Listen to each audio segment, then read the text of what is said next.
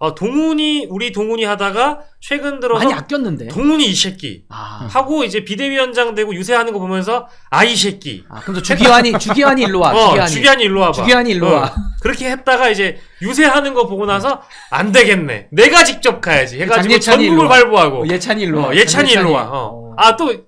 이건 이제 우리가 디저트로 먹을 주제이긴 한데 장예찬의 미래는 어떻게 될 것인가. 그것도 하나 이제 끝나기 전에 예측하고 그것까지 해야 됩니까? 아니 하긴 해야 됩니다. 장예찬이 미래까지. 제2의 주기환이 될 수 있습니다. 아니 저는 이원모, 장예찬 두 사람이 어디 갈지 사실은 좀 궁금해요. 그러니까 대통령이 아끼는 두 사람이라서 이원모 비서관이 지금 낙선하고 나서 반도체 특보 시키겠죠. 반도체 안다며. 반도체 특보로 수사해봐서 반도체 수사해봐서 잘할 수도 있습니다.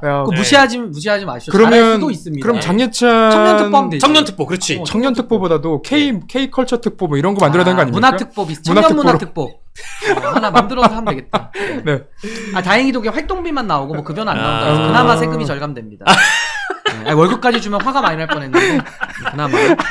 월급 안 나와요? 뭐 월급은 안 나온대요. 그래요?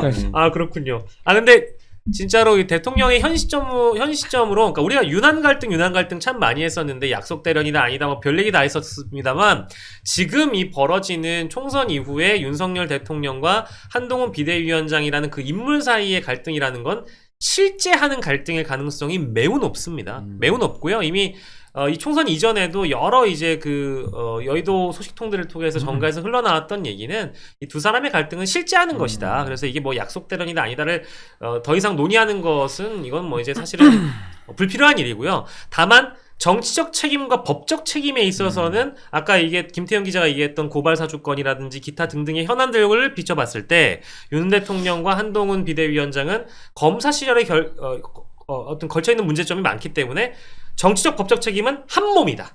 요건 달라지지 않아요. 다만 지금 두 사람의 사이의 갈등은 실제한다. 그래서 이게 정치적으로 어떻게 이제 전개가 될 것인지는 두고 봐야 된다라고 보고, 전망은 어느 정도 저희가 좀 해드린 것 같습니다만 예측하기가 어렵네요. 근데 그 갈등이 있는 건 상수인데 과연 해결이 될 만큼의 갈등이냐, 그러니까 갈등의 골이 매우 깊냐, 아니면 갈등의 골을 치유할 수 있느냐, 그건 좀 다른 문제 아니겠습니까? 그럼 어느 쪽으로 보는 거예요? 그래서 저도 뭐 둘이 골이 많이 깊겠죠. 아무래도 이번에 공천 앞두고 여러 가지 포인트별로 그 사건 사고가 있었기 때문에 깊을 텐데, 저는 윤석열 대통령의 그 캐릭터를 보면, 인성을 보면 그렇게 속이 넓은 분 같진 않아요. 제가 볼 때는 매우 좁다. 매우 좁아요. 왜냐면 첫 번째 윤한 갈등이 있었을 때 많은 분들이 이제 이거 약속 대련이다라고 얘기했었는데, 그때 실제로는 이제 그 사후적으로는 약속 대련이 됐지만 처음 싸움이 처음에 갈등이 불거졌을 때는 이거는 처음에는 약속 대련이 아니었던 걸로 좀 봤어요. 왜 그랬냐면 처음에 이제 갈등이 발발하자마자 바로 돌았던 찌라시가 뭐냐면, 한동훈 비대위원장이 여러 이제 문제들이 찌라시로 나올 가능성이 있다.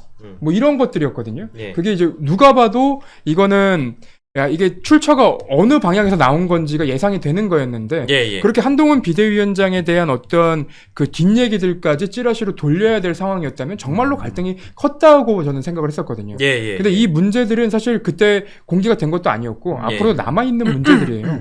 공개가 되면 한동훈 비대위원장이 굉장히 좀 곤란해할 만한 여러 이슈들이라서 저는 앞으로 이 갈등은 저는 상수로 굉장히 깊어져 있다고 지금 보고, 왜냐면 저희가 어제 꿈속에서 듣지 않습니까? 그렇죠.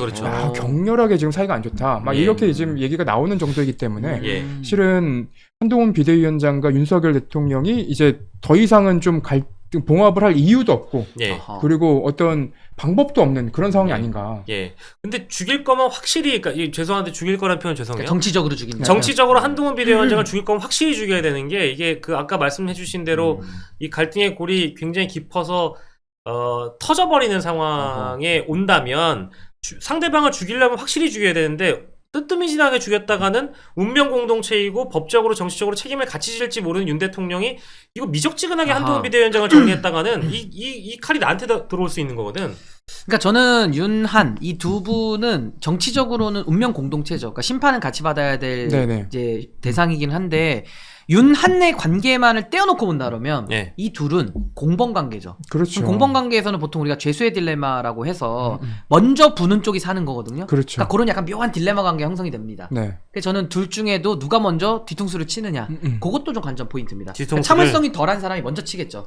아 그러면 내가 먼저 쳐야 되겠는데? 아니죠. 윤석열 대통령 그래도 좀 몸무게도 많이 나가시고 많이 나가시고 거기서 몸무게가 무슨 상관이에요? 좀 움직임이 무겁다. 네. 예. 근데 한동훈 위원장 좀 가벼워 보이지 않습니까?